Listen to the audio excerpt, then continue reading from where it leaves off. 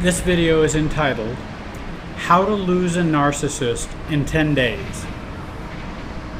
Certainly the title is oversimplified. Certainly there can be many very complex situations in which we find ourselves, in which we're in a relationship with a narcissist, such as a boyfriend or girlfriend, or parents, or children, or any number of caregivers, friends, people around us. So there are lots of different types of relationships. And as you probably know, or surmise, that there are lots of different types of narcissists. This particular video, we're going to concentrate on more of the less toxic and less malignant narcissist, because I think that takes a little more specialized work when you're trying to leave a malignant narcissist who is abusive or stalking and doing all kinds of even criminal acts to keep you within their sphere of influence. But I still think these things would apply to almost anyone who's wanting to lose a narcissist. And I think in a nutshell, the best way to lose a narcissist is to find yourself. If you find yourself, a narcissist will not want you, a narcissist will not want to be with you, a narcissist will not be able to tolerate you. So that's one of the quickest ways, and I think the best ways. It's also the long-term goal for recovery. When we have been in a relationship with a narcissist, or we've been an adult child of a narcissist, and we're needing to recover as adults, and we grew up in a narcissistic home. So the very first thing I would suggest is, no contact, or if anything, limited contact, but no contact with the narcissist. And we want to first get out of the mirror, because we're in their mirror when we're always within their sphere of influence. And so we want to remove ourselves from the mirror. And again, for different narcissists, that may be easier or difficult depending upon their pathology and their difficulty and their personality disorder and their type of narcissism. I think second of all, since we have lacked self, and that's why we've gotten into a relationship with a narcissist, we lack self because we grew up in a narcissistic home, oftentimes if we're trying to recover. Also, if we've grown up with a narcissistic parent, it's not so unusual for us to grow up and fall in love with a narcissist. Also, if we're an ACOA, adult child of an alcoholic, alcoholism is a very narcissistic disease. And so it functions much like a narcissistic personality disorder, but it comes from a different cause, the use of alcohol and the addiction to alcohol. So since we lack a self, then we must quickly find some way to borrow a self. And we start out finding ourselves by borrowing a self from others. Recovery groups, adult child of alcoholics groups, CODA groups, codependent anonymous groups, support groups, therapy groups, the adult child of narcissistic groups, there are a few around. Also, Al-Anon is another good place to begin to find yourself, because that's where we have to start, is to quickly and immediately start working on self. And so we want to start to borrow one. We also can find a self-therapist or a counselor that we trust, who will begin to support us in our self-journey and focusing on ourselves. Because when we've been in the web of the narcissist and within the orbit of the narcissist, all of our focus has been around them. And the person it hasn't been around is around us.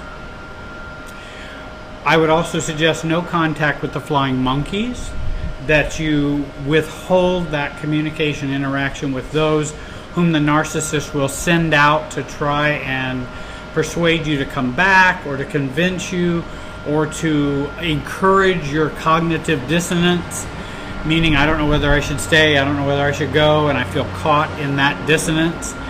And the flying monkeys will come out and say, no, you're the one that's crazy, not the narcissist.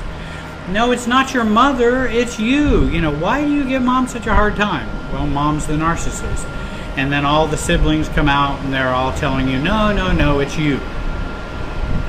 So we reduce our contact with the flying monkeys. I would suggest reading such as Psychopath Free book, Codependent No More.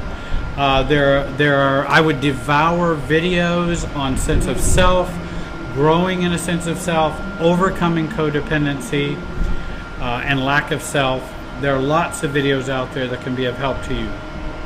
And I would devour them. I would put as much time focusing on self as we focus on the narcissist.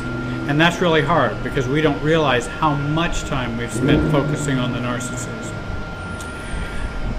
Be sure to reject your false feelings early on when we're trying to lose the narcissist. When I say false feelings, I'm talking about the feelings that come from childhood and come from the narcissist, such as the fog, you know, the obligation, guilt, failure, where we have false guilt, false failure, false obligation. And oftentimes if someone's been in a relationship with a narcissist, those are the main feelings they're feeling. What they don't realize is those feelings aren't real. Please understand me, I understand you're really having them, but they are not based on reality. They are based on fear, they are based on an unhealthy view of relationships, and they're based on our past from our family of origin. So they're kind of systems feelings. They're not my genuine feelings. They're feelings imposed on me from my emotional dynamics that I've been involved with over the years. Trust your goal, don't trust your false feelings. The goal is to find yourself. Also, stop rejecting yourself. Stop abandoning yourself. Often we fear abandonment, we fear rejection because we do that to ourselves. Once we overcome our self-fear, self-abandonment, self-rejection, once we begin to love ourselves, we don't fear the rejection and abandonment of others. So that's where we begin to stop not taking care of ourselves. Make us a priority. Make you a priority. So, again, focus on you and only you, not on the narcissist. Think of the enmeshment emotionally that you have with the narcissist early on in your beginnings to disconnect from them. Think of your enmeshment as an addiction, because enmeshment is an addiction. It's our drug of choice. It's the alcohol, the cocaine we keep going back for. I need that enmeshment. If I'm not enmeshed with the narcissist, then who am I? And remember, it is your drug of choice. The narcissist is addicted to their supply, that is to me. We're addicted to supplying their supply. And so we have that trauma bonding with them.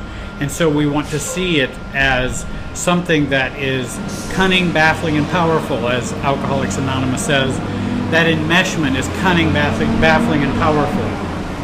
And we want to begin to see that connectedness as our addiction, not as a healthy, loving relationship. Stop over-functioning. Start under-functioning. Function with regard to yourself, but under-function with regard to the narcissist and those around them. Often we have over-functioned, paid for this, paid for that, absorbed and taken up all of their pain and struggles and difficulties that they've had. We pay and pay and pay for the narcissistic connection with us and for that narcissist relationship. During this phase, we make a determination we're going to stop over-functioning. We're going to, and if anything, under-function. If you've over-functioned, then you under-function, then you can come back to a balance. But the first is begin to under-function. No, I can't do that. I don't want to do that. I'm not able to do that. And help and have support from those people you're borrowing self from. Your supportive friends, your supportive groups, who will support you in you saying no. realize that it is okay to let's see what. Oh, now I know. Realize that it's okay to break your promises. Many times, people who are in relationship with narcissists will feel guilty. Well, I promised them this. I promised them I'd do that. If I cut off from the narcissist, then I won't keep all of my promises. Remember, you've made your promises while under the influence. If someone came to you and they were absolutely drunk and said, hey, I'll take you to Miami Beach, and I'm fortunate to be down here in Miami South Beach during this week, and if somebody promises that they'll take you to Miami Beach while drunk, and then you come back to them and you say, well, hey, you're going to take me to Miami Beach, aren't you, Bob?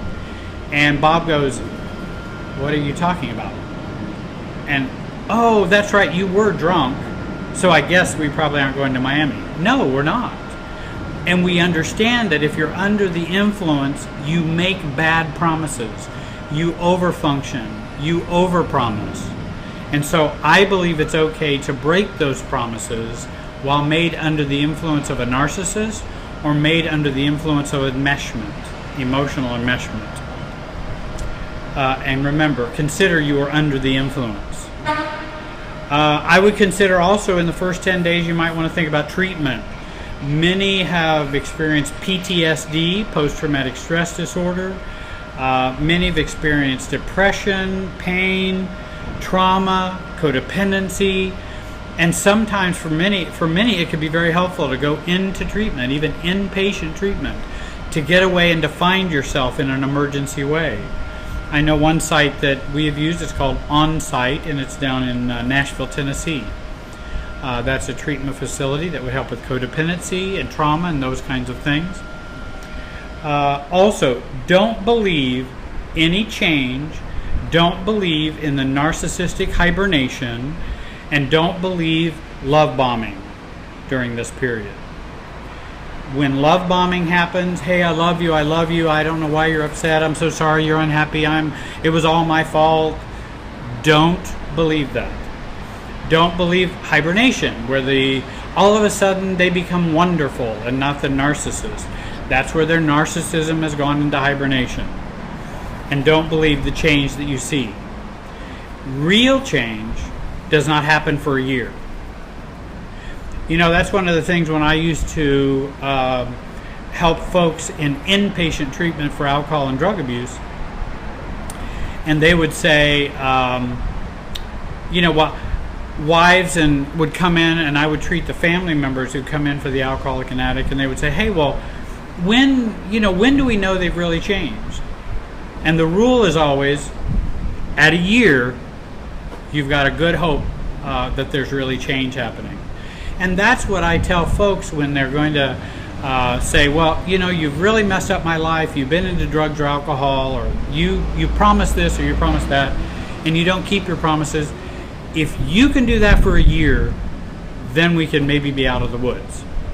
But it's very hard for people to stay true and to not be that toxic self for a year. If they can, they just might be changing. Trust your experience with the narcissist. Trust your story. You are a war victim. It's hard to tell other people many times because they don't believe us, or they don't believe what we're saying. I remember when I dealt with, as a pastor, a narcissistic couple, a very wounded narcissistic couple, and I would tell other people this is how they were being, and they just couldn't believe it. They go, oh, Jerry, I think you're just misreading. I wasn't misreading anything. And I remember having that cognitive dissonance of, are they crazy or am I crazy? Who's crazy here? Because one of us has got to be crazy. And then one night I remember sitting on my bed going, I'm not crazy. It's them. And that was a huge beginning for me to change in trusting that I know I was not seeing things. And no matter what anybody said, I knew what I knew. Another point would be it can be useful to not try to sort out all of your cognitive dissonance. In other words, those I'm thinking both one way and another way at the same time. Don't try to work those out with the narcissist. You're not going to get anywhere. The best thing to stay with the narcissist is just confused. Well, why don't you come back to me? I'm being real nice right now, and we could have a good relationship. See, I'm sorry I hurt you. The best mental state to stay in is confused and on your goal to find yourself. I hear what you're saying, Bill, Mary. I hear what you're saying, but I'm confused right now, and I'm going to stay confused right now, thank you. And I will continue staying confused until I get things cleared up. But you telling me things is not going to clear that up. Also, we want to stop minimizing and stop rationalizing that things are not that bad. I don't know how long I used to put in that process, especially like this couple that I had when I was a pastor. And over again I say, well, it's not that bad. I mean, they do this or they do that. But it really was very toxic. It was toxic for the church. It was toxic for me. It caused a lot of emotional pain and drama. And I would minimize it and rationalize it. Whenever we are with the narcissist, we do tend to do that because we do tend to give folks and give people around us a break. With a narcissist, it's very dangerous to give them a break. And if we know what we know, stay with what you know. Believe what you know. Believe what you've seen. Believe how they've betrayed you. Believe how they've been angry with you. Believe how they've been non-empathetic. How they've focused on themselves. How they've been angry over nothing. How they desire you to be a certain way and to shape you into being the person they want you to be. Believe that and believe it. And find some professionals and find some friends who will believe you. Also, remember, you are operating out of a pseudo-self. The narcissist is operating out of a pseudo-self, a not real self, and so are we. They are because they have narcissistic personality disorder. We are doing it because we have selflessness. We don't have self, and we are codependent.